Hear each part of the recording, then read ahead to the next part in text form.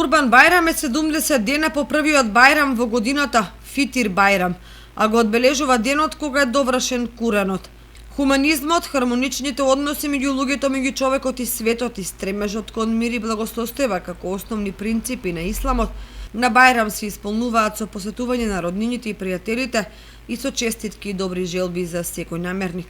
За овој празник жените пренесуваат богата трпеза за гости. Обичај е најпрво да се оди во џамија на клањање. За ручек се поканети сите, и блиски и далечни, роднини, пријатели, познаници. Никој не треба да излезе гладен од куќата. Сите членови на семејството за Бајрам се собираат кај родителите на бајрамски ручек. На овој начин се затврстува врската меѓу семејството, пријателите и роднините.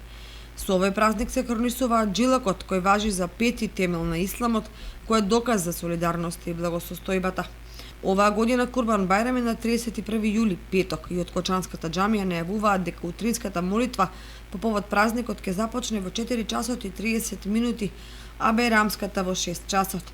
31 јули, петок, првиот ден на Курбан Бајрам е неработен ден за граѓаните од муслиманска вероисповед, а по повод денот на Републиката 2 август недела, во понеделник на 3 август е неработен ден за сите граѓани на територијата на Републиката.